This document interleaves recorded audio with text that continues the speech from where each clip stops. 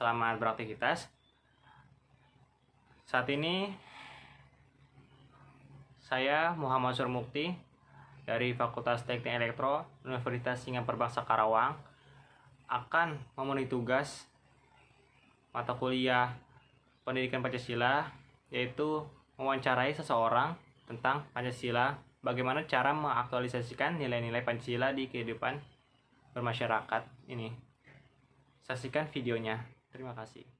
Sekarang saya akan mewawancarai Saudara Iza. Apakah bersedia untuk saya wawancarai terkait dengan Pancasila? Iya, bersedia saya. Baik. Apakah itu Pancasila? Pancasila itu apa sih? Kalau Pancasila itu sebagai dasar dan ideologi ini dari negara Indonesia, kan di setiap negara pasti punya dasar gitu, dan pasti juga ada pegangannya gitu buat negaranya dan rakyatnya. Pancasila itu ya ideologi dan dasar dari negara Indonesia.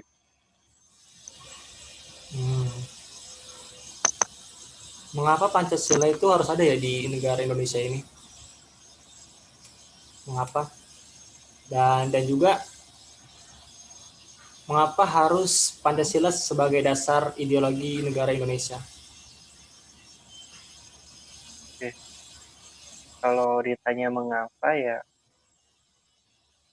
mungkin karena Pancasila juga merupakan identitas dari negara Indonesia, karena adanya Pancasila itu bisa jadi sarana untuk mempersatukan bangsa, terus juga sebagai pemelihara persatuan dan kesatuan bangsa Indonesia. Lalu tadi yang kedua tuh, kenapa sebagai ideologi ya, Sir? Ya, kenapa Indonesia sebagai dasar ideologi? Pancasila sebagai dasar ideologi Indonesia? Kenapa? Pancasila tadi sih sebagai dasar. Nah, dasar ini sebagai pedoman untuk rakyatnya gitu, pedoman untuk bangsa Indonesia, dan seluruh warga Indonesia harus menjadikan Pancasila sebagai dasar dalam kehidupan berkenegaraan atau bermasyarakat juga. Jadi Pancasila itu harus sebagai dasar pedoman kita untuk berkemasyarakatan gitu, terutama di negara Indonesia ini ya. Iya. Lalu bagaimana sih cara Saudara Izal sebagai mahasiswa khususnya untuk mengaktualisasi atau menjalankan nilai-nilai Pancasila baik di lingkungan kampus maupun di lingkungan masyarakat? Kalau saya biasanya menjadikan Pancasila yang pertama mungkin toleransi dalam bermasyarakat gitu, karena walaupun berbeda-beda agama, kita harus mengingat gitu, kita di satu negara, yaitu negara Indonesia yang memiliki dasar Pancasila nomor 1 yang ketuhanan yang Maha Esa gitu. Lalu yang kedua mungkin mengabdi pada masyarakat gitu. Sebagai mahasiswa kita juga harus mengabdi pada masyarakat, Ya. lalu bersikap adil dan apa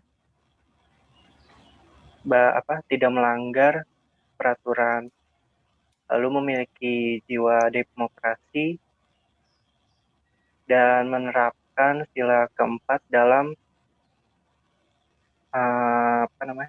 bermusyawarah dalam pengambilan keputusan berkelompok gitu. Menghargai pendapat orang lain juga penting gitu. Jadi seperti itu ya. Lalu pendidikan Pancasila hubungannya dengan kehidupan berbangsa dan dan bernegara itu seperti apa? Hubungannya itu seperti apa? Hmm, bernegara dan bermasyarakat ya. Berbangsa dan bernegara Berbangsa. dan bernegara. Ya. Oh, Hubungannya Pancasila. Ya. oke.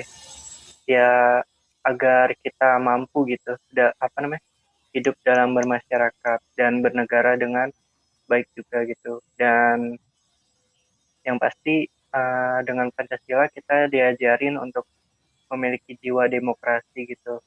Dan di Indonesia sendiri sangat apa namanya ditekankan untuk demokrasi gitu. Dan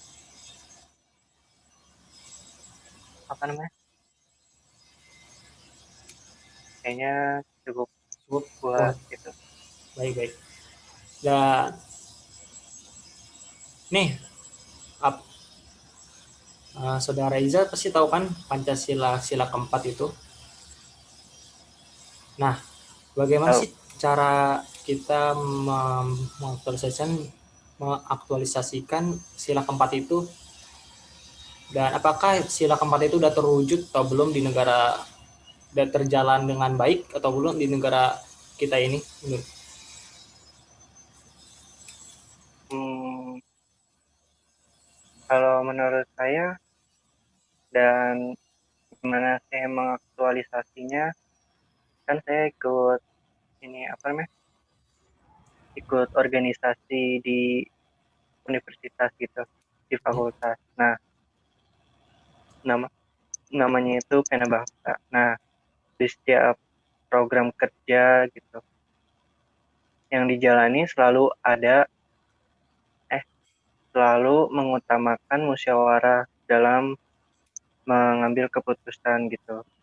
Nah, selain itu juga organisasi yang saya ikuti juga berdasarkan asas kekeluargaan, tapi juga untuk kepentingan bersama gitu dan pengabdian sosial. Lalu menghargai pendapat orang lain gitu dan tidak memaksakan kehendak kepada orang lain juga gitu. Terus menggunakan hak pilih dan mengajak orang lain untuk menggunakan hak pilih. Karena apa?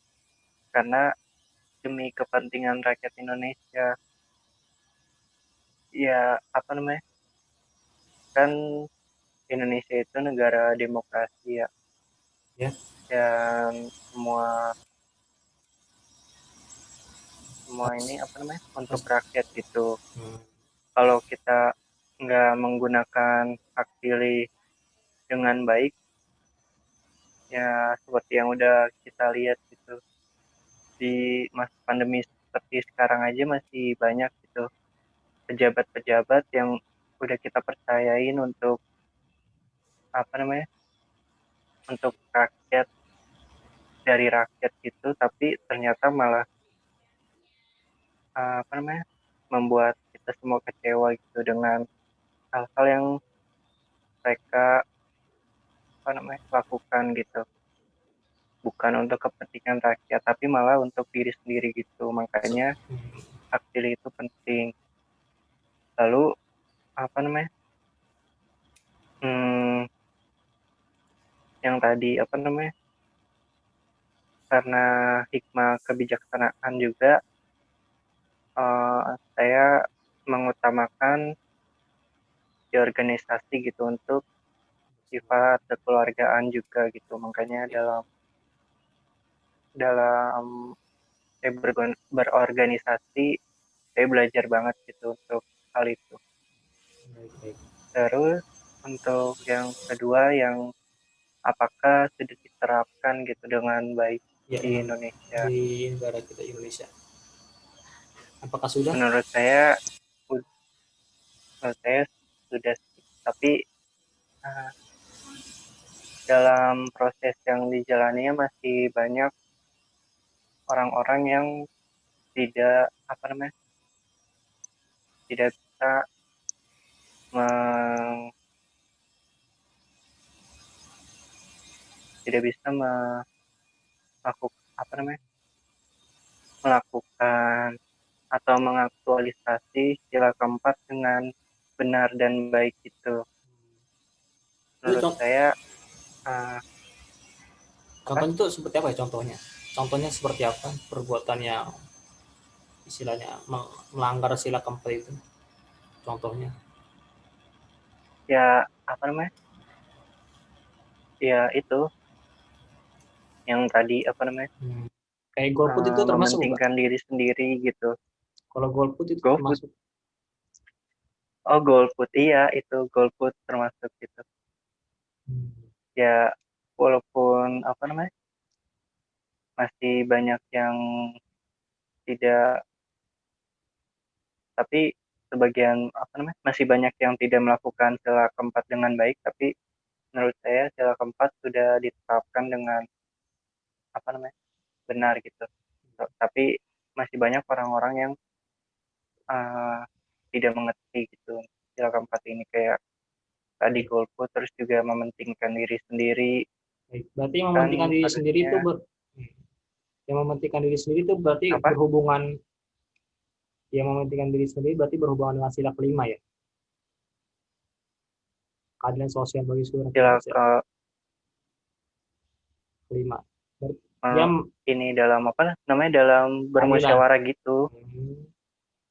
Baik, baik. Kayak egois gitu dia ya. Iya benar sih, apa namanya, iya betul, kalau yang mementingkan diri sendiri lebih tepatnya kelima. Cuma di sini saya apa namanya, menekankan gitu, Hmm. mementingkan diri sendirinya dalam apa, perilaku berkelompok itu. Oh, baik, baik.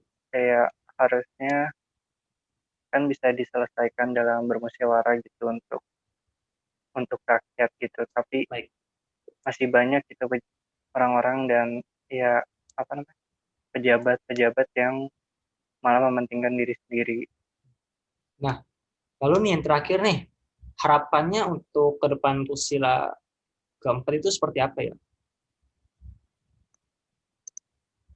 Kalau untuk sila keempat, harapannya agar ini siapa namanya, agar dapat di di di ini apa namanya, di kalau disebarkan apa namanya, dikasih tahu dan diajarkan Oh, dengan baik itu, biar orang-orang yang atau penerus-penerus bangsa gitu yang apa, terutama yang kita ya. untuk untuk penerus bangsa gitu, agar bisa melaksanakan sila keempat dengan baik gitu. Baik, baik. Jadi seperti itu wawancara Mm-mm. saya dengan Saudara Iza. Sekian, terima kasih. Assalamualaikum warahmatullahi wabarakatuh. Waalaikumsalam warahmatullahi wabarakatuh. Baik, kembali lagi dengan saya Muhammad Syarmukti. Sekarang saya bersama narasumber kami yaitu Saudara Rizal. Saudara Rizal berasal dari Universitas Pajajaran, seorang mahasiswa semester 2. Jadi kesimpulan dari wawancara ini dari narasumber kami yaitu tentang sila keempat. Dia merujuk sila keempat bahwa kita ini harus bermusyawarah sebelum menentukan suatu keputusan bersama. Kita tidak boleh egois, kita tidak boleh mementingkan diri sendiri karena sifat itu sangat tidak baik